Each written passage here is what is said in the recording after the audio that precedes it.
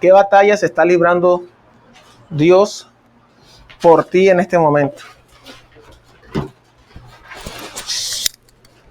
¿Alguno de ustedes se encuentra en alguna batalla? ¿Con qué está batallando?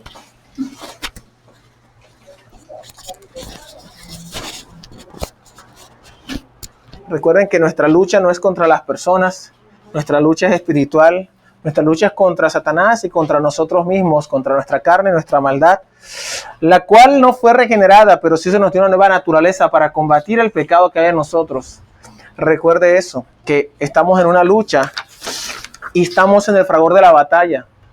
Y cualquier soldado en el fragor de la batalla que se quede quieto contemplando la batalla, muere. Nosotros, realmente alguien me decía, ¿no hay descanso? Y yo, no hay descanso, no hay forma como descansar de esta guerra.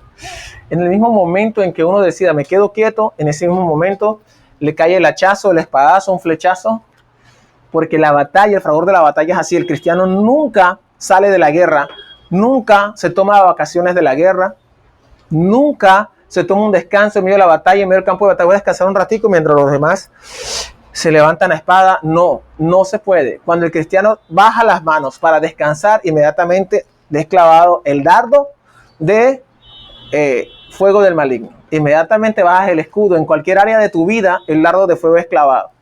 Si cometiste un pecado, entonces viene la acusación de Satanás, viste que tú no eres un cristiano.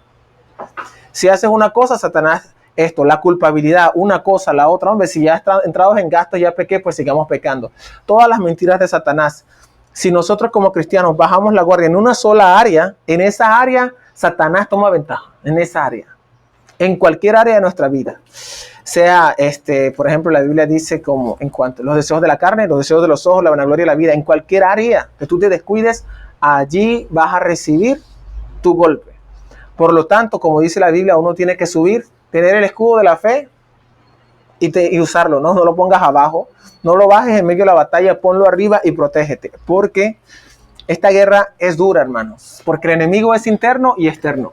Estamos luchando contra un enemigo que está en medio de nosotros, como dice el pecado que mora en mí, como dice el apóstol Pablo, pero también con el enemigo de nuestras almas, el acusador, que es Satanás, ¿ya? Y contra el sistema en el cual estamos sumergidos, que es el mundo en el cual vivimos, el mundo en el cual vivimos. El sistema, este sistema que funciona en contra de Dios y en contra de su palabra, para alejarnos de Él, para hacernos que amemos este sistema mundano, que nos sintamos cómodos aquí, anhelando vivir aquí en este lugar, anhelando una mejor vida ahora, anhelando estar bendecidos en todo sentido, pero realmente no llenos de Dios, sino llenos de las cosas que Dios nos puede dar. Ese es el mundo, y por eso la Biblia dice que el que ama al mundo, el amor del Padre no está en él. Si yo amo este mundo donde estoy, es decir, que el primero yo, segundo yo y tercero yo, no es la una. Pero si mi esperanza está en la segunda venida del Señor, en el reino que Él establecerá, entonces mi vida será para Él. Cuando viene el pensamiento a tu mente, pero yo estoy joven, ahora tengo que aprovechar la vida. O ya yo estoy viejo y no he vivido, entonces ahora tengo que vivir. Es porque no tienes, rechaza eso, porque tu mirada debe estar allá en el galardón, como dice la Biblia. Pon la mirada en el galardón, como lo hicieron Jefté, Josué, Sansón, como lo hicieron los héroes de la fe, dice la palabra de Dios. Les invito a abrir las Biblias en 1 Corintios 1:18, pero no la abran. Espérense un momentico, porque se los voy a leer. Dice así: porque la palabra de la cruz es locura a los que se pierden, pero a los que se salvan, esto es, a nosotros, es poder de Dios. Porque la palabra de la cruz es locura a los que se pierden, pero a los que se salvan, esto es, a nosotros, es poder de Dios. Gracias, Dios, por este versículo. Gracias por esta mañana, Dios. Tú eres soberano, Dios. En tus manos encomiendo lo que me permitas hablar esta mañana. Abre nuestros corazones para que tu palabra, Señor, haya cabida en nosotros. Te bendecimos en el nombre de Jesús. Amén. Hermano, hoy vamos a recordar varias cosas que no están necesariamente ligadas a la carta a los tesalonicenses, pero es bueno que siempre recordemos para que la iglesia se mantenga en la misma línea. Y quiero que hablemos hoy de, como lo hago todos los años, aunque me he hecho 5 servicios en eso, pero lo vamos a hacer en uno solo, que es acerca de las 5 solas de la Reforma Protestante. Las 5 solas de la Reforma Protestante.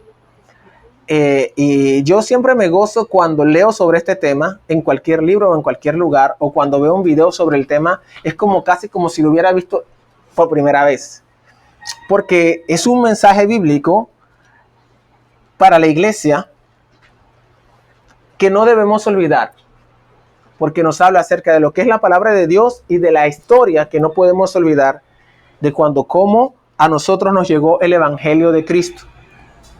Lo que comenzó con una simple protesta de parte de Martín Lutero en contra de una serie de prácticas religiosas de parte de la Iglesia de Roma, culminó siendo un movimiento transformador de la Iglesia y de toda la sociedad. Este movimiento, denominado como la Reforma, se expandió por los próximos 200 años, cruzando el océano y llegando hasta Norteamérica. Las 5 solas que vamos a ver resumieron la teología propulsada por la Reforma Protestante. Recuerden, ese movimiento de la Reforma, que comenzó hace 5 siglos, por 200 años tuvo mucha fuerza en Europa, tocando todos los aspectos de la sociedad, la vida política, la vida económica, la vida familiar, y transformó el continente. Ese mismo mensaje llegó a Estados Unidos a través de varias denominaciones reformadas protestantes. Y gracias a esas que llegó a Estados Unidos, luego llegó a Río Hacha en los años 50. Y le llegó a la señora Carmen, que era mi abuela, a mi madre Elsa, y a mí me llegó también.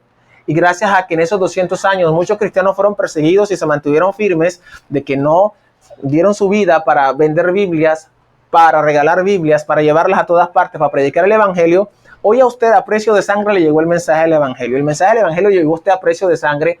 Miles y miles de personas dieron su vida para no callar el evangelio, arriesgaron sus vidas para que usted le llegara hoy el evangelio. Cuando usted escuchó el evangelio, ese evangelio estaba manchado de sangre, de la sangre del Cordero, pero también de todos los mártires cristianos que usted no conoce, pero que dieron su vida para decir el evangelio y para que usted le llegara hoy la palabra de Dios. Escuche lo siguiente, tenga mucha atención. Si usted escuchó que Jesucristo es el Salvador y que la salvación es meramente por gracia a través de la fe, que no es por obras para que nadie se gloríe, usted lo escuchó gracias a que varios cientos de miles y millones de creyentes dieron su vida para que el evangelio alcanzara esta generación. Entonces no nos llegó gratis acá, nos llegó a precio de la sangre de mucha gente. La Reforma Protestante incluyó eso y los cristianos también fueron perseguidos. Lutero clavó 95 tesis en la puerta de la Catedral de Wittenberg el 31 de octubre de 1517. La queja principal de esta tesis era la venta de indulgencias, escuchen, con las cuales se pagó una buena parte de la construcción de la Basílica de San Pedro. Escuchen esto. En 1517 se necesitaba dinero para varias cosas, la institución católica romana. ¿Y qué hicieron? Dijeron, bueno, necesitamos recolectar dinero, pero el dinero lo tiene la gente. ¿Cómo le sacamos el dinero? Digamos que si trae una ofrenda a la iglesia, por tanto, el alma de su ser querido sale inmediatamente del purgatorio. Era un negocio redondo. Yo trabajaba, me reunía tanto tiempo de trabajo, lo entregaba a la iglesia en una ofrenda, y cuando sonaba la moneda en el baúl, el alma en pena de mi familiar querido salía del purgatorio. Eso enseñaba la iglesia católica. Lógicamente, había mucha gente en contra de eso, porque era una práctica de eso. De esta manera sacando la plata, manipulando a la gente. ¿Cómo que Dios por plata saca el alma en pena del purgatorio? Martín Lutero en 1517 fue a una iglesia, él no quería hacer una reforma ni crear una nueva religión, simplemente colocó lo que decía la Biblia acerca de la salvación por la fe, sus 95 tesis, que es un documento un poco pesado de leer, pero se lo pueden leer, es un poco pesado. Y así empezó el movimiento. Lo que culminó como un movimiento, esto terminó revisando no solo la venta de indulgencias, sino también toda la teología de la Iglesia de Roma practicaba y enseñaba. Como mucha gente sí quería ver, pero había mucho descontento porque primero es un mal negocio y segundo, si nos engañaron con lo de las indulgencias, ¿será que nos engañaron con otra parte de lo que dice Dios? Y como en aquel tiempo no solamente el 3% de la gente sabía leer y escribir, que eran los sacerdotes, algunos reyes, porque no todos los reyes sabían leer y escribir,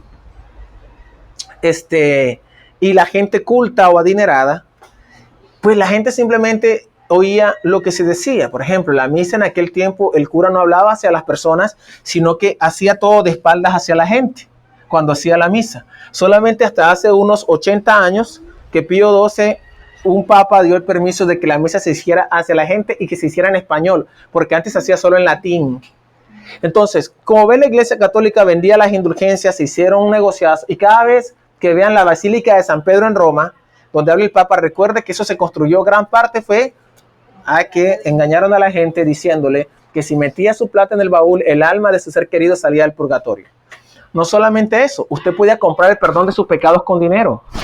Podía comprar el perdón de sus pecados. Usted llevaba el dinero y en la iglesia, necesito mis indulgencias, es decir, que Dios sea indulgente conmigo. Sí, es decir, que no me tengo en cuenta este pecado. ¿Y cómo hago? Trae tu ofrenda, como hacen hoy algunos. Ahora, que no son católicos, pero que son supuestamente cristianos. Venga, haga el pacto con Dios para que Dios ya no por el alma suya, sino por el alma de su hijo. Pacte por el alma de su hijo. Traiga su ofrenda por el alma de su hijo. Es la misma cosa. Es decir, los mismos lobos con piel de oveja. Por años los teólogos de la Reforma cuestionaron y cambiaron el entendimiento de la salvación del hombre que la Iglesia Católica abrazaba, junto con toda la teología relacionada con la redención.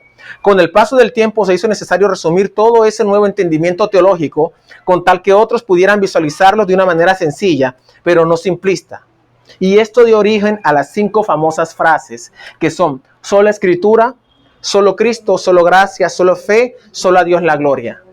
¿Cómo hacemos que la gente entienda que la salvación es solo a través de Cristo?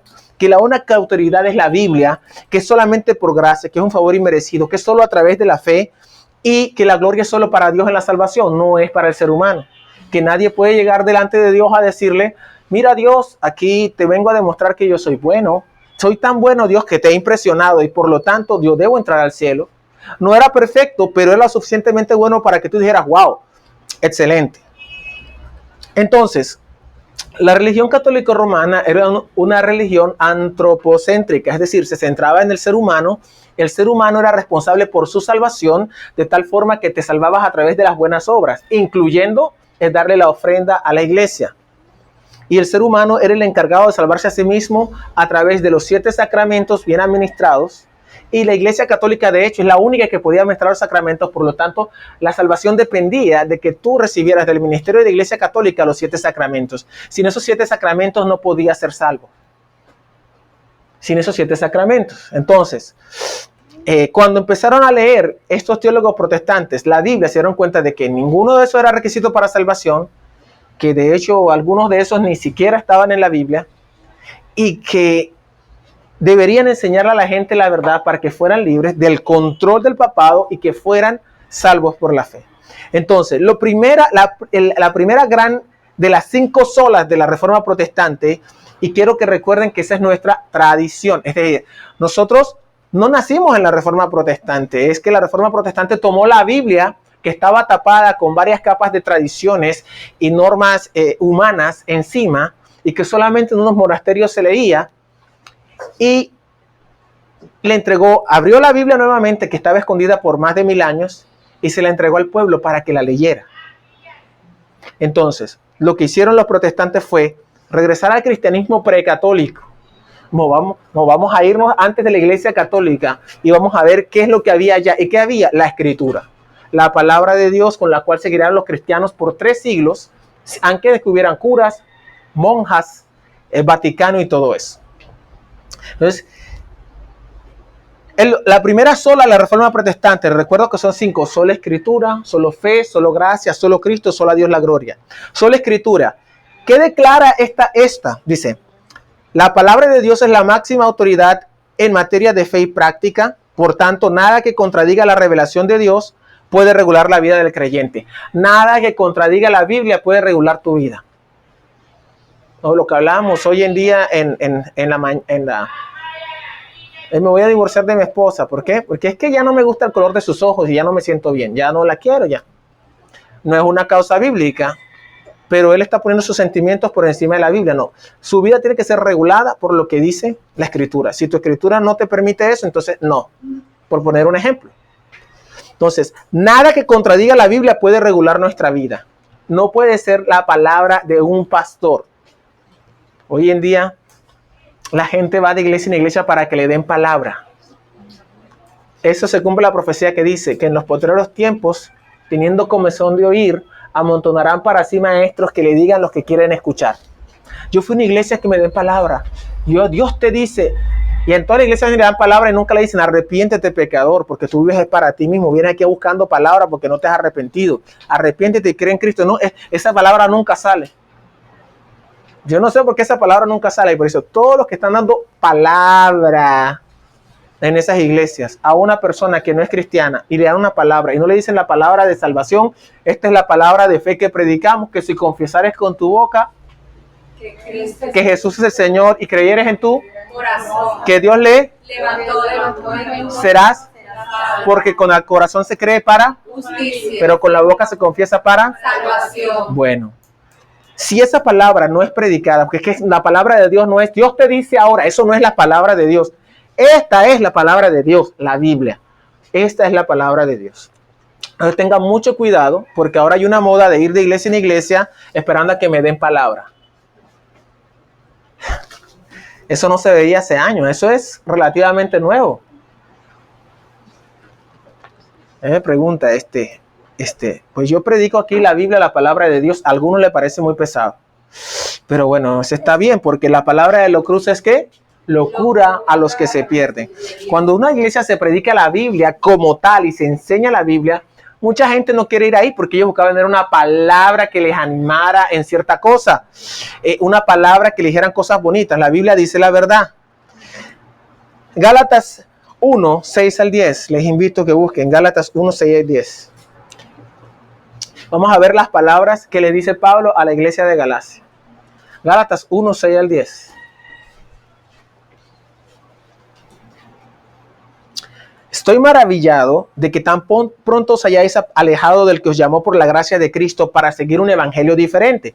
No que haya otro evangelio, sino que hay algunos que os perturban y quieren pervertir el evangelio de Cristo. Mas si aún nosotros o un ángel del cielo os anunciara otro evangelio diferente, del que os hemos anunciado sea anatema. Como antes hemos dicho, también ahora lo repito.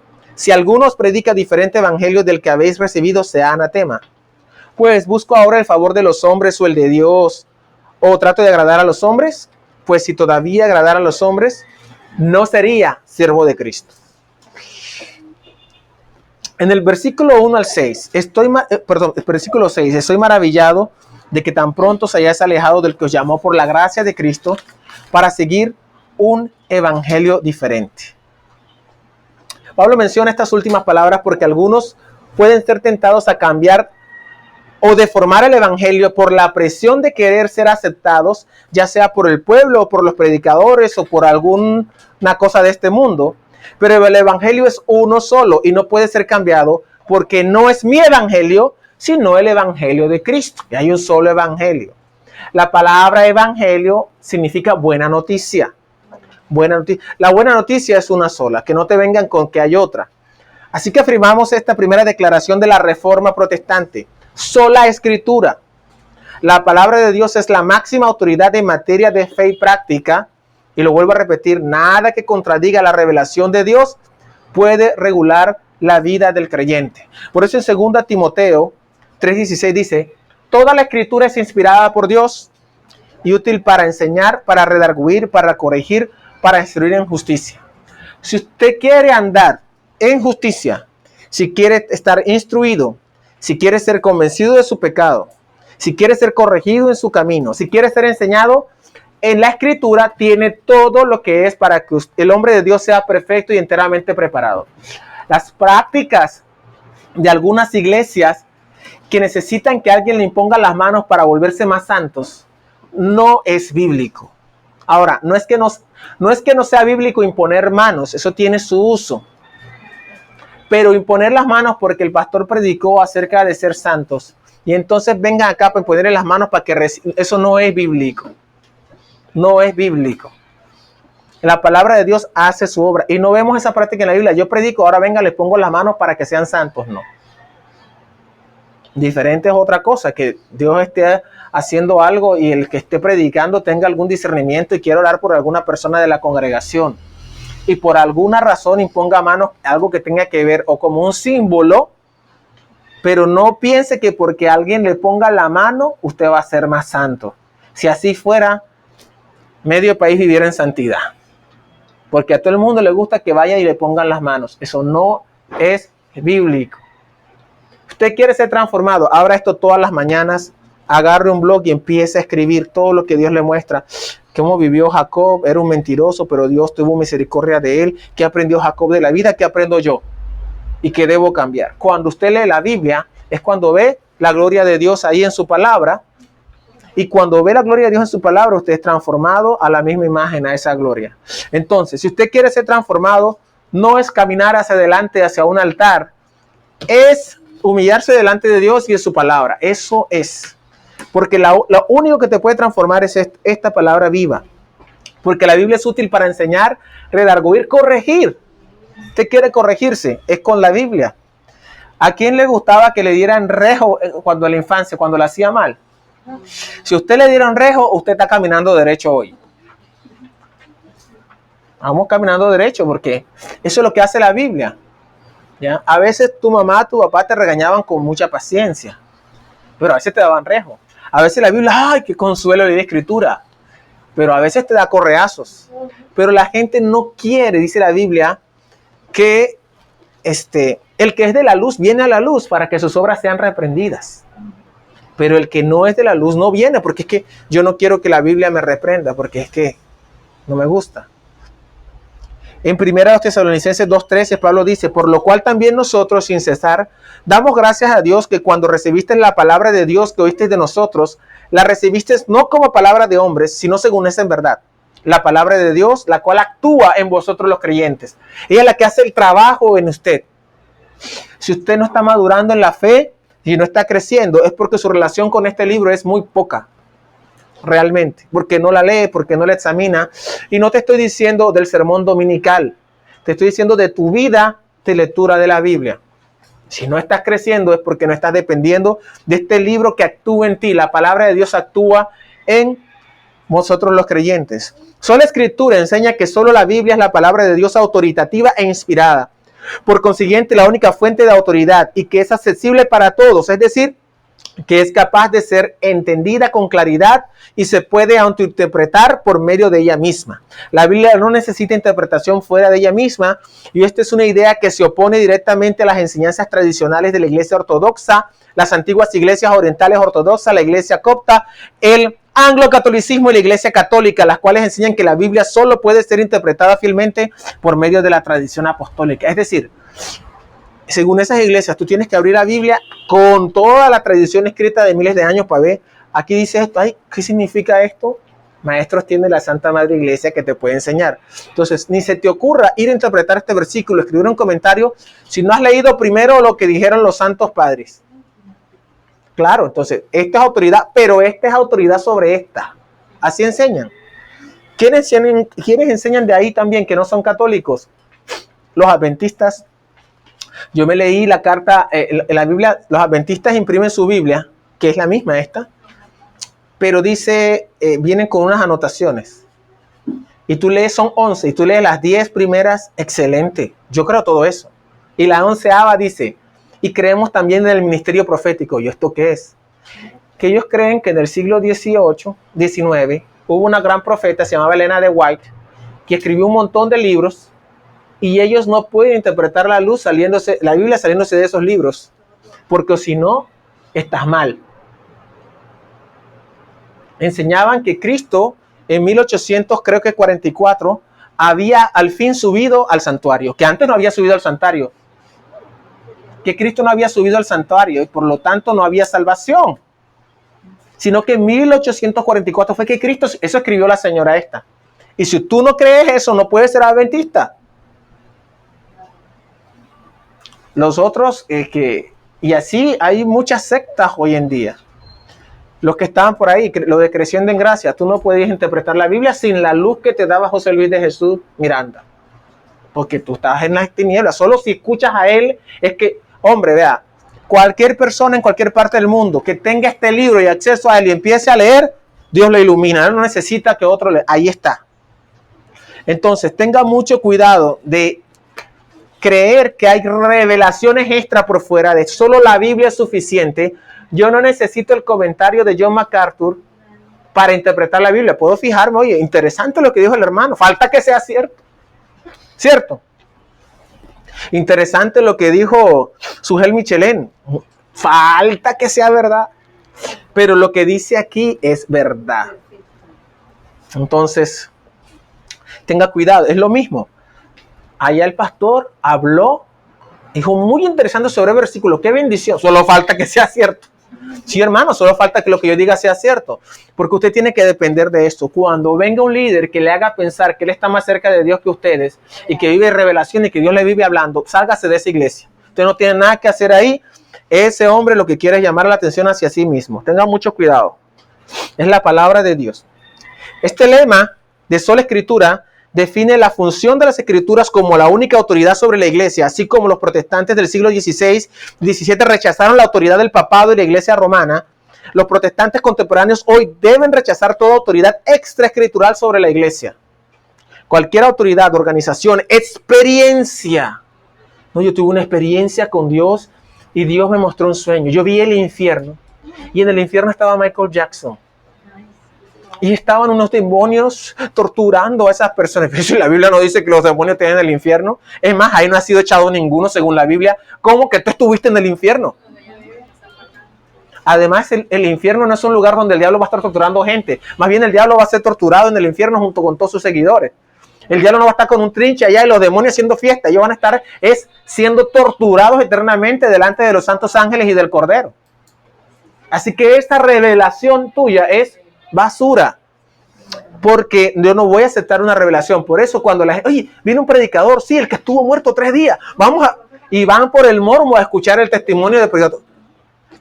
Pero si le dicen, viene un predicador a predicar arrepentimiento, no aparece nadie, porque la gente tiene el morbo, no de escuchar la palabra de Dios, sino de escuchar cualquier cosa nueva que no es lo que dice la Biblia. Por eso debemos rechazar toda organización. No, ahí está. Uy, esa es una organización. Como los testigos de Jehová, la organización de Jehová. ¿Y saben cómo le llaman a la organización? Le llaman la verdad. Yo estoy en la verdad. La verdad es la organización. O sea, es una cuestión bárbara. Entonces sus escritos dicen, si después de 2 años de no asistir, la gracia de Dios ya no está contigo. Que solamente a través de la organización de la Torre del Vigía se puede ser salvo. O sea, una aberración. No hay ninguna organización, ninguna experiencia, ningún liderazgo. Uy, esos 3 hombres santos, es que yo sigo a esa gente. Ninguno. Solamente la Escritura y todo el mundo debe sujetarse a la Biblia. Nada más. Tenga eso claro. El predicar fielmente y el escuchar atentamente la palabra de Dios tiene que volver a ser un acto central de adoración cristiana. De adoración cristiana. La aplicación de las enseñanzas bíblicas a la vida práctica y cotidiana de los cristianos y de la iglesia es nuestra tarea continua. ¿Por qué se enseña la Biblia? Porque lo único que puede hacer un cambio en usted es la palabra de Dios. Porque si yo voy a cambiar para que me vea mi líder, que yo sí, que es en su casa. Usted lo único que lo puede cambiar es la Biblia, la palabra de Dios. Si se sale de ahí, no puede hacer más nada. Entonces, solo escritura. Solo escritura. Solo a través de la escritura es que usted puede llegar a ser salvo. Vamos entonces a la segunda, es solo fe. Vamos a Efesios capítulo 2. La carta a los Efesios capítulo 2.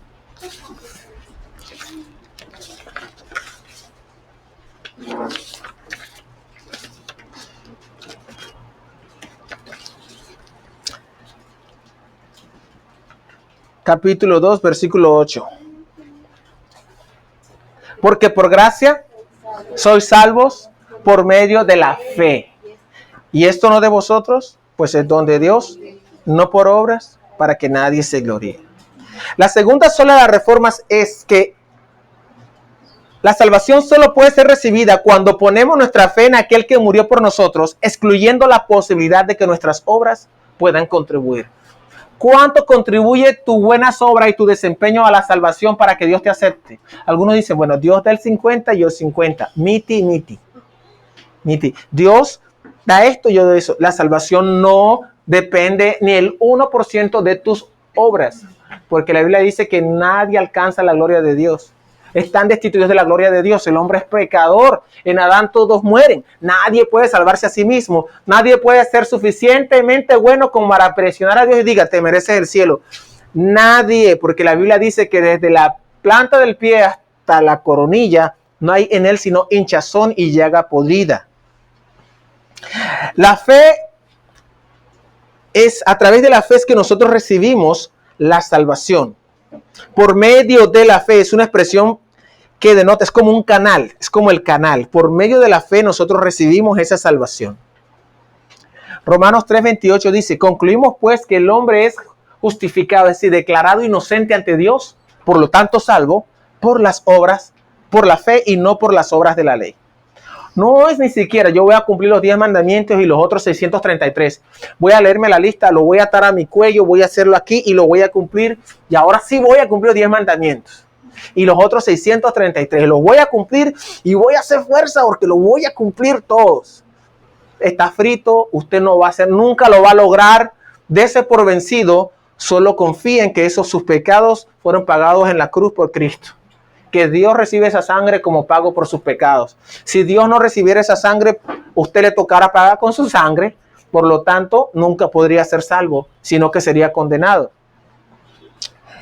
Justificado significa considerado justo e inocente ante Dios por la fe, sin las obras de la ley o sin la necesidad de las obras de la ley. Y las obras de caridad, de hacer el bien, es que esa es la ley. El amor al prójimo es la ley. Tú no eres salvo por amar a los demás. No eres salvo por eso, aunque debes hacerlo. Pero no pienses que eso te va a hacer aceptable ante Dios. Lo único que nos hace aceptable ante Dios es la sangre que Cristo derramó por nosotros en la cruz. Matthew Henry, el comentarista, dice, por fe, que en esta materia no es un acto de obediencia o una buena obra, sino la formación de una relación entre Cristo y el pecador, que considera adecuado que el creyente sea perdonado y justificado por amor del Salvador, y que el incrédulo que no está unido o relacionado de este modo con Cristo permanezca sometido a condenación. Todo aquel que no ha sido salvo por la fe está sometido a condenación, independientemente de cuán bueno se considere. Entonces, el evangelio, solo escritura, solo fe, nosotros debemos ser radicales con eso, porque cuando tú le metes una sola obra a la salvación, o un porcentaje, ya no hay evangelio, ya no hay buena noticia, ya ahí es religión. Ahí está la religión, cumpla. ¿Será que hoy sí soy salvo? Hoy soy salvo. No sé, yo no he hecho nada bueno hoy. Mire a Jesucristo que pagó por usted en la cruz. Sola fe significa la enseñanza que dice que la justificación, el ser declarado justo por Dios, y se asume que justificación significa ser salvo, se recibe solo por la fe sin ninguna mezcla ni necesidad de buenas obras, aunque la fe salvadora se evidencia por las buenas obras. ¿Qué hago yo ahora que soy salvo? Viva para Dios. Pero no piense que porque viva para Dios ahora va a alcanzar la salvación.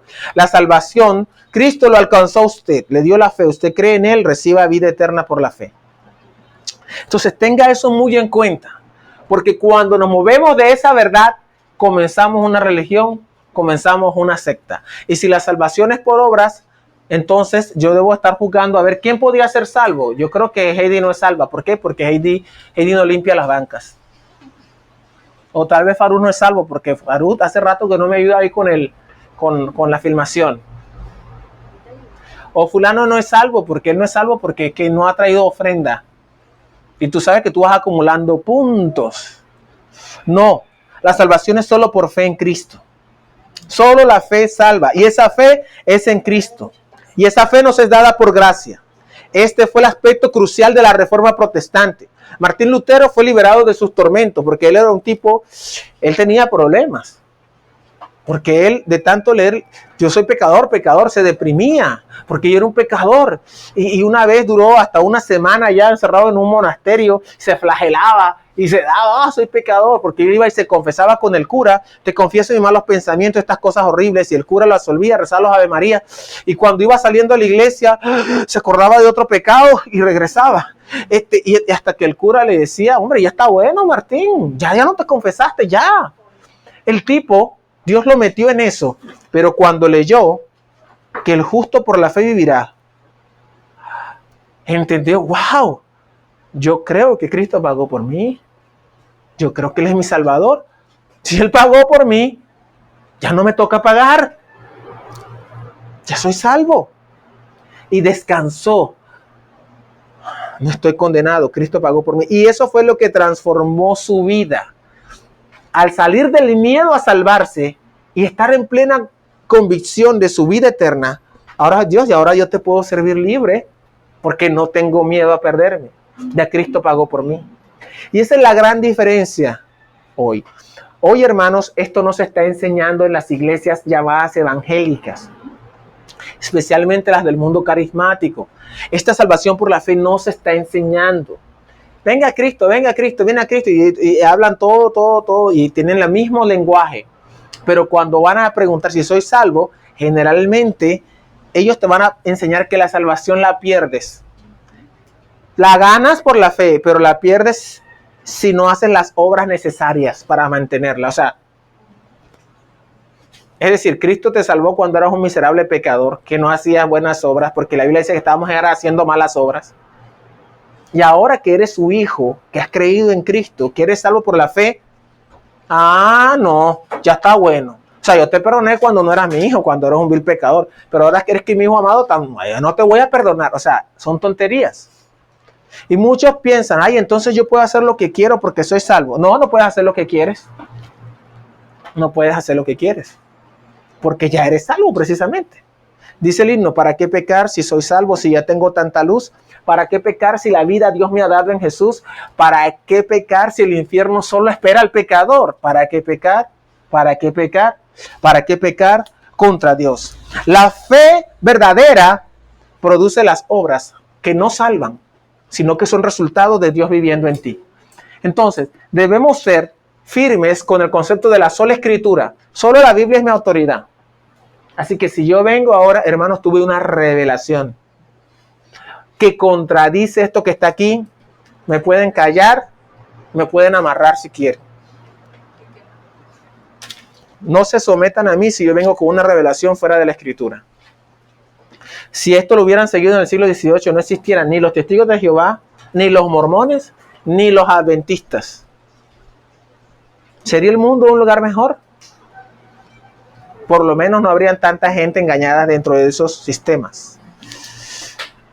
Ahora, de los adventistas, ellos tuvieron como que una revolución hace unas décadas, diciendo, ¿cómo vamos a seguir a esta señora? Si esta señora está equivocada, hombre. Y otros se aferran, no, que sí, que hay que seguirla porque es lo profético. No vamos a seguir a esa señora, está equivocada. ¿No ve que se equivocó? ¿Qué más? Se equivocó. Si eso es evidente que se equivocó. Entonces unos se quedan ahí aferrados y otros dicen, no, es que se equivocó. Reconozcamos que se equivocó. Pero no, ahí se quedan. Gracias a Dios, hermanos, que nosotros no hemos recibido ninguna,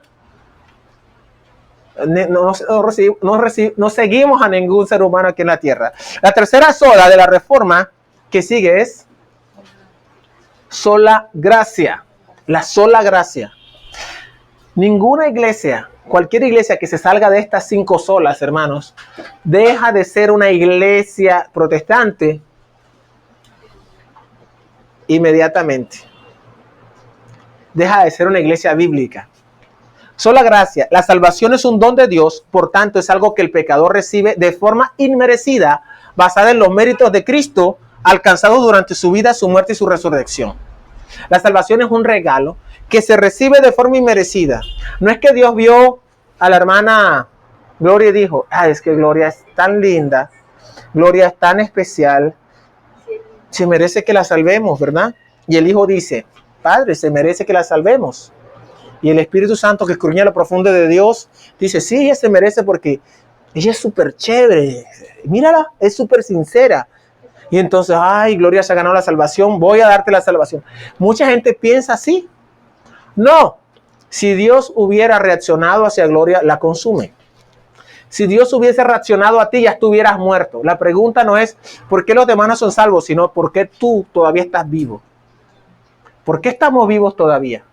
Póngase a pensar, es solamente por un favor inmerecido que usted puede llegar a ser salvo. Solamente usted, no había nada bonito en usted para que Dios dijera, ay, qué lindo es, te mereces el cielo. Jamás. La Biblia dice, se lo vuelvo a decir, como lo ve nosotros, aún nuestras mejores obras son como un trapo de inmundicia, es decir, una toalla sanitaria usada. Es lo mejor que tú le puedes ofrecer a Dios. Es el trapo de inmundicia que usaban las mujeres en el tiempo de Isaías. Así son tus obras. Llegas a Dios desnudo con tus obras y Dios va a decir, qué inmundicia. No tienes más que ofrecerle. O sea, tú no puedes llegar a Dios diciendo, ay, hoy sí me porté bien, hoy sí hice. Aún tus mejores obras son como trapo de inmundicia. Por eso, para ser salvo, necesitas un favor inmerecido. Dios, yo no me merezco la salvación, soy malo. ¿Cómo hago? Bueno, te lo voy a dar ser un favor inmerecido. Sí, comencemos por ahí, no te la mereces.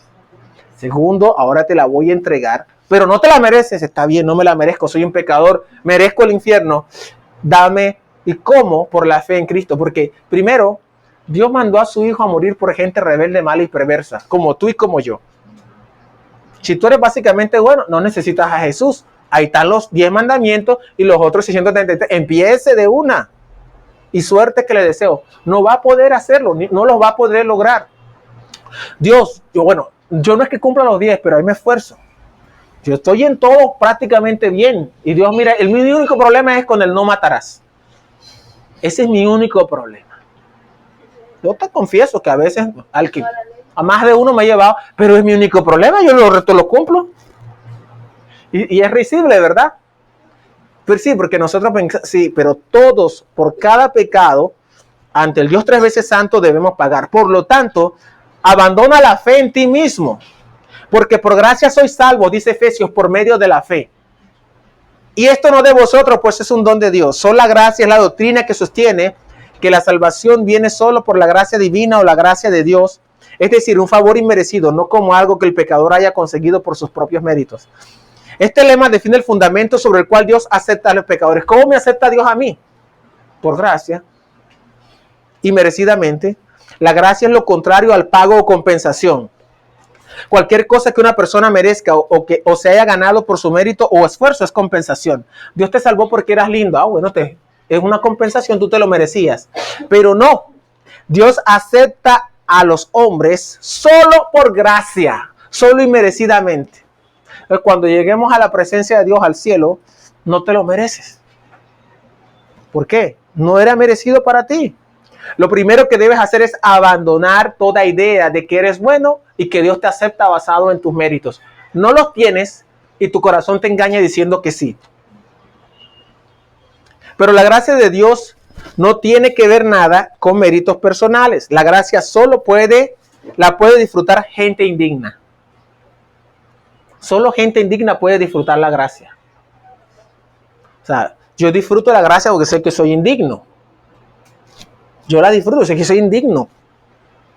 Yo soy indigno de todo. Soy indigno de pararme en este púlpito. Soy indigno de poder predicar el evangelio. Soy indigno de todo. Por eso disfruto la gracia. Por eso cantamos las canciones que cantamos con aleluya, glorioso intercambio. Oh, cuán gran misterio que por gracia salvo soy. Aleluya, gloria sea a Cristo por su sacrificio. Declarado justo soy en él. Por la exaltación de esa gracia, que es lo mismo que ha movido a Dios a salvar a los pecadores, los protestantes abandonaron la confianza en sí mismos y en las promesas de la doctrina romana. Las iglesias que hoy dejan de enseñar la gracia se ponen bajo el dominio del papado. Así es sencillo, porque están enseñando doctrina católica. Que la salvación es una mezcla entre fe y obras. Es decir, Dios te da la fe y tú le añades a esa fe ciertos requisitos con tu comportamiento y tus obras para que Dios diga completo, ahora sí estamos completos, ahora sí bien. Eso es doctrina romana. Todas las iglesias que se llaman evangélicas, que dejan de enseñar solo por la fe, se adhieren a la doctrina de la institución católica romana. Por eso es tan delicado esto. Porque, bueno, ¿quién es la iglesia católica? Que la salvación es a través de la iglesia católica de Jesucristo, por medio de la cual se consiguen todos los medios de salvación. Así. Y como ahora la iglesia católica enseña, y vean esto, que esta es doctrina católica hoy en día, del Papa Francisco, los musulmanes son católicos también. Los ateos son católicos, son hijos de Dios. Los hindúes son católicos, son hijos de Dios también. Todos son hijos de Dios y todos deben quedar bajo la sombrilla de la Santa Madre Iglesia.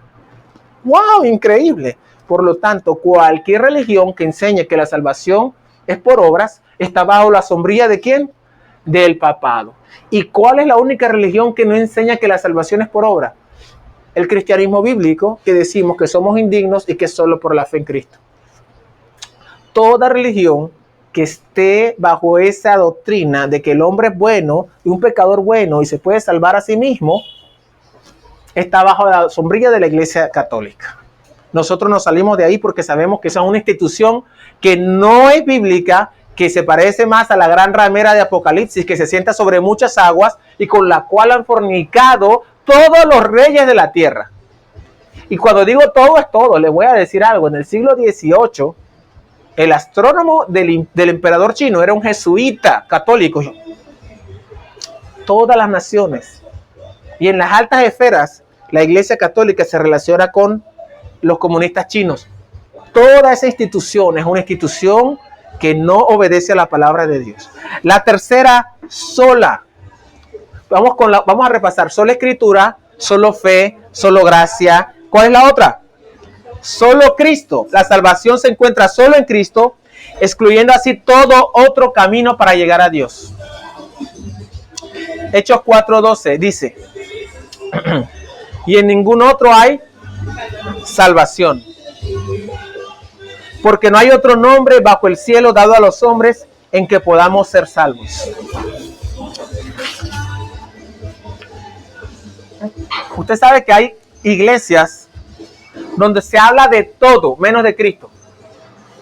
Se habla de bendición, se habla de sacar fuera a los demonios, se habla de cuanto tema, pero no se habla de Cristo. Y si no se exalta el nombre de Cristo, al final en esa iglesia terminan exaltando a los hombres. Si no, miren, todos los seres humanos necesitamos adorar algo. Esa es una necesidad que Dios puso en el corazón. Y Dios nos dice por la revelación que sea Él, soy yo, el Dios verdadero, que me he revelado. Y por la revelación bíblica también. Por la creación, la revelación. Pero todos necesitamos adorar algo. Si no se adora a Cristo, algo se adora. Los ateos, ¿a quién adoran? A sí mismos, la razón. La razón está por encima de todo. Es que la razón, somos seres, y la razón. Siempre tienen que adorar algo, venerar algo. Si no es a Cristo, entonces a algo más. Debemos tener cuidado de que empecemos a venerar nuestro pensamiento, nuestros deseos, o de poner otra cosa que no sea Cristo por encima de nosotros. Dice la Biblia, en ningún otro hay salvación, ninguno, ni siquiera uno, nadie, ninguno, nada. Así que según este texto citado por el mismo apóstol Pedro, no hay salvación por medio de santos, ni por medio de vírgenes, ni por medio de tradiciones, ni por medio de obras, ni por medio de ninguna religión, ni ningún hombre. Solo en Cristo, solo en su nombre, solo Cristo. Solamente. Por lo tanto, uno no puede orar por su salvación a ningún muerto. Porque los que están muertos, ellos no tienen nada que ver con nosotros. Es decir, no pueden ayudarnos aquí. No pueden ayudarnos aquí. Me pregunta por qué siempre las personas católicas que conozco, a mí se me apareció mi mamá muerta en un sueño. Mi abuela vino en un sueño y me dijo tal cosa. Yo estaba acostado, ya ha venido la última semana 2 veces y me habló. Claro, si ellos les oran a los muertos. Y están en la misa pensando en el muerto y orándole a la ánima bendita del purgatorio y orándole a las ánimas benditas y orándole a los muertos. Lógicamente en sus sueños se le van a aparecer. Y le dan mensajes. A mí los muertos no me dan mensajes en el sueño. No, mi papá murió hace mucho tiempo. Y ojalá que se me apareciera todas las noches, porque eso es, cuando tengo un sueño con él, Ay, Dios, pero no, yo realmente no morí, me fui lejos. Yo me le dije, qué alegría, lo vi. Pero yo sé que es un sueño, es algo que hace el organismo como para un consuelo. No sé cómo funciona eso. Pero voy a decir, es que mi papá vino del más allá y habló conmigo. ¡No! Pero si yo estoy orando las almas benditas todo el tiempo, la de mi abuelo, la de mi tío, no sé qué, si me tiene que aparecer en algún momento algún impostor a hacerse pasar y a decir que estoy en el camino correcto orándole a los muertos. La Biblia prohíbe la oración a los muertos bajo pena de muerte. Si le ora a los muertos, hay pena de muerte. Solamente a Cristo podemos adorar, solamente a Él le podemos orar y pedir. Solo en Cristo hay salvación. Dice, en ningún otro hay salvación. No puedes encontrar salvación en ninguna otra persona, solo en Cristo. Es el único mediador entre Dios y los hombres. Este lema define el origen y objeto central de la fe cristiana. Los protestantes se opusieron a exaltar cualquier cosa que no fuera la suficiencia de Cristo. Ningún ritual, institución, individuo puede y debe ser motivo de confianza sino Cristo. No, yo voy a poner mi confianza en ese pastor que se ve la Biblia. Basura, no ponga la confianza en mí. Mi confianza va a estar en que la institución católica romana o en la sociedad de los testigos de Jehová. Estoy viendo, me tienen bombardeado la propaganda de los mormones a mí. ¿Quién ha visto la propaganda de los mormones? Me tienen hasta aquí. Leer el libro del Mormón para mí fue una experiencia muy interesante porque no sé qué, cuando lo terminé de leer sentí una paz y entonces hay algo cinemático espectacular. Esto es amor y se promocionan a sí mismos. ¿Cómo que iglesia lista? Esto es una capilla. Ya que cogíamos, voy para la iglesia de los mormones a ver qué es lo que es. Se promocionan a sí mismos cuando Pablo dijo que no nos predicamos a nosotros mismos. ¿Qué tal nosotros un video todo cinemático de qué es la comunidad de Vida Nueva? Oh, cuánto amor, cuánta ayuda. Y después que venir a Cristo, o sea, es un engaño tal. ¿Por qué no dicen de una vez lo que ellos enseñan? Que Dios Padre tuvo relaciones sexuales con María. Eso no lo dicen en el programa. Eso ya cuando tú estás allá metido que te lo van a decir. Pero eso no lo dicen ahí. Pues una buena noticia, ¿no? A los hombres que quieran. Usted va a tener un planeta con usted, con 1000 vírgenes. Eso no lo dicen allí. Por otra parte, usted puede bautizarse por los muertos. Hacen un ritual con velas y todo, es muy secreto, donde usted se bautiza por su abuelo muerto. Eso no te lo dicen. Y se predican a sí mismos como el camino de salvación. No puedes creerle. La Biblia dice que en ningún otro hay salvación. Ellos enseñan que se le apareció un ángel al fundador José Smith y que le entregó en tablas de piedra el libro de Mormón. Y que Jesucristo después no se fue al cielo, que Él se vino fue para Latinoamérica y Centroamérica. Y que entonces estuvo con los mayas y los aztecas. O sea, cuánta locura enseñan, pero no te lo dicen en la entrada. Porque ellos predican su religión como el camino de salvación. Es solo Cristo el camino de salvación. Cristo es suficiente. Ni como le dije, ningún ritual, institución, individuo puede ni debe ser motivo de confianza sino Cristo. Ningún proyecto, visión o necesidad debe competir por el lugar primario de Cristo en la iglesia. Ninguna filosofía, ideal o argumento debe ser predicado en la iglesia que no exalte a Cristo y su muerte en la cruz por el pecado de los hombres. Tenemos fe en Cristo, no fe en la fe o en las oraciones o en la iglesia. Solo Cristo es digno de confianza, pues Él es el único Salvador. ¿A quién exaltamos? A Cristo, porque eso es lo que le agrada a Dios el Padre. Exáltenlo.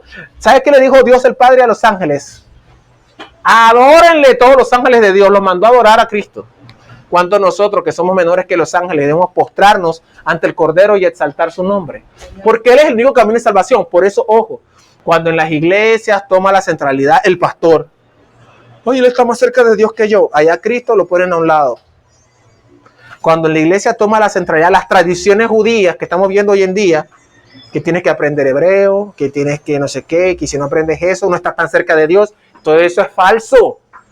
Porque nosotros hemos conocido a Cristo, que en nuestra cultura lo llamamos Cristo, viene de Christus, viene del latín, que es la traducción que significa ungido, que es la traducción de Mesías del hebreo al latín. Cristo, Él es el Salvador. Él es el Mesías. Solo en Él. Jeremías 17:7, pero benditos los que confían en el Señor y han hecho que el Señor sea su esperanza y confianza. A la luz del Nuevo Testamento, no es que Dios se complazca en maldecir, porque Él dice, maldito todo aquel que predique otro evangelio, dice Pablo.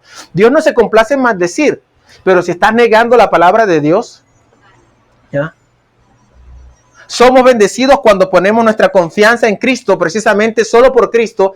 Solo Cristo tiene la autoridad y el poder de anular los pecados que estaban a la cuenta delante de Dios. Ahora, si el pecado paga con la muerte, ahí están todos tus pecados. ¿Qué merecen la muerte? ¿Cómo quito estas acusaciones delante de la presencia de Dios?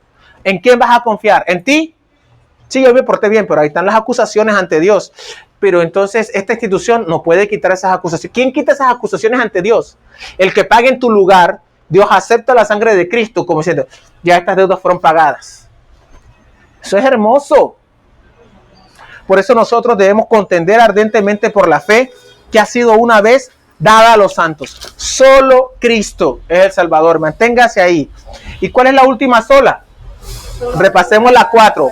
Solo Escritura, solo fe, solo gracia, solo Cristo, solo a Dios la gloria. ¿Comparte Dios el mérito con alguien? No, el mérito es solo para Dios. El mérito de tu salvación está solamente en Dios. No en nadie más. ¿Qué significa solideo gloria? El propósito de la salvación que recibimos es glorificar a Dios, poner de manifiesto las excelencias o virtudes de su carácter. Ya. Es el propósito de salvación, es que Dios sea glorificado. Ahora te imaginas, ¿por qué te salvó Dios? ¿O para qué? ¿Dios te salvó por razón de ti, por amor tú a ti o por amor de sí mismo primero? Dios te salvó por amor de sí mismo. En la filosofía humana occidental que tenemos hoy en día, el hombre es el centro y la medida de todas las cosas. Dios hace todo por razón del hombre. Así es, el hombre es central. Por lo tanto, Dios es definido en razón de lo que el hombre es. Así lo define la filosofía occidental. Pero en la palabra de Dios, el personaje central es Dios, no nosotros. No nosotros. Usted se cree lo más lindo del mundo. Yo soy tan importante. Yo soy tan valioso. Yo tengo tanto valor que Dios dio a su hijo por mí. Yo tengo valor. Yo valgo la sangre de Cristo. Usted no vale esa sangre. Dios le dio valor a usted cuando su hijo murió por usted. Pero no porque usted lo valía. Fue Dios en su amor y misericordia que dijo, voy a salvarte. Valemos la sangre de Cristo realmente. Somos pecadores. Pero Dios lo hizo por amor inmerecido. Si realmente ese fuera tu valor, pues tocó porque tú te lo mereces. Pero realmente la gloria es para Dios. Porque Él lo hizo por gracia. Dios no comparte con nadie su gloria. ¿Usted te imagina que estas 5 solas hoy se estuvieran enseñando en todas las iglesias evangélicas del mundo? Eso sería una onda de choque así en el mundo. Todo el mundo saliera, vamos a ver qué dice la Biblia. Oye, miren lo que dijeron hoy en la iglesia. ¿Usted se imagina que en la iglesia del pseudopastor ese Joel Austin alguien predicara esto? Entonces la verdad de Dios, solo la gloria para Dios. Entonces, si tú predicas que el hombre es el centro, la gloria es para el hombre. Tu mejor vida ahora, tu carro, tu casa, tu bienestar. Tú no puedes estar enfermo. Si estás enfermo es porque estás en pecado. O si estás enfermo es porque no has entendido las bendiciones de Dios. Si estás sufriendo es porque no has entendido las bendiciones de Dios. No, miren, Dios todo lo hace para su gloria. El hombre no es el centro del asunto, sino Dios. Él dice en el capítulo 11 de Romanos, porque Dios dice que por Él, por medio de Él y para Él son todas las cosas. Él lo hace todo, es para Él primero que todo. Dios, ¿por qué me dio vida eterna? Para gloria de Él. Pero Dios es egoísta, es que no es egoísta, no ves que Él sí se las merece. El problema es que tú crees que te las mereces. Por eso la Biblia da vanagloria a nuestra arrogancia. ¿Cuántos likes tengo? Ya tengo 20 likes. Eso es arrogancia, vanagloria. Porque yo no me merezco ninguna. En cambio, si todos le damos la gloria a Dios, pues Él se la merece. No hay nada de malo en eso. Él sí se la merece. Dice en 1 Corintios 10, 30 al 31. Si pues coméis o bebéis o hacéis otra cosa, hacedlo todo para la gloria de Dios. Si Dios te salvó es para su gloria. Y todo lo... Pero bueno, a veces hay gente que no parece que lo era bien. Oye, estaba escuchando una emisora cristiana y la hermana dando testimonio. Pone la persona testimonio sin editar. hermana, y yo estaba yo, y me caí, y me resbalé, y me pegué un golpetazo en la cabeza aquí atrás. Pero gloria a Dios por ese golpe. Yo soy en pleno radio así. Da risa, pero es que tiene que dar la gloria a Dios por eso. Porque si le damos gloria a Dios por lo bueno, también por todo Jehová dio, Jehová quitó, alabado sea el nombre del Señor. Porque todo lo hace Dios para su gloria. Dios te salvó para su gloria. Dios te dio vida para su gloria. Porque Dios es el centro, no nosotros. Agradezcámosle que tenemos vida y agradezcámosle que hoy estamos escuchando el evangelio de salvación. Agradezcámosle que Él en su gracia nos deja escuchar este evangelio de salvación. Como digo yo, siempre doy gracias a Dios por esos bautistas metodistas que llegaron aquí en los años 60, cuando esto no había nada sino zancudos, que ni luz eléctrica había, y dejaron sus comodidades en Estados Unidos en pleno auge económico después de la Segunda Guerra Mundial. Se vinieron aquí a La Guajira con este montón de personas. ¿A qué? A predicarles el evangelio de la gracia de Dios. Que Dios haya movido a esa gente de su comodidad a venirse acá, a incomodarlos a ellos, para que nosotros, sin merecerlo, recibiéramos el mensaje del evangelio. O si no, estuviéramos en la más absoluta oscuridad, adorando imágenes, ídolos, y condenados eternamente, porque nadie nos había anunciado el evangelio. Dice, porque la palabra de la cruz es locura a los que se pierden, pero a los que se salvan, esto es a nosotros, es poder de Dios. Démosle gracias a Dios que hemos recibido el mensaje de la salvación, que la salvación solamente está en Cristo, que la Escritura es suficiente, que somos salvos por gracia, por la fe en Cristo Jesús, y que toda la gloria es solo para Dios. Mantengamos siempre eso en la mente, para que seamos una iglesia sana, una iglesia bíblica. Oremos. Gracias, Dios, por permitirnos recordar hoy estas verdades que son muy grandes para nosotros. Gracias por tu palabra. Gracias por aquellas personas que levantaste, Señor, hace 500 años, esos hombres piadosos que no se merecían la salvación, pero los salvaste. Para tu gloria, Señor, para que hoy tu nombre sea glorificado. Para eso les salvaste. Santo es tu nombre, Dios. Gracias por permitirnos llegar a este evangelio que llegó a nosotros, Señor, por todos aquellos que dieron su vida para que hoy escucháramos la salvación. En Jesucristo te damos gracias. Amén. Vamos a cantar ahí, comprado con sangre por Cristo. Vamos a cantarlo. Búsquenlo en sus Biblias. En sus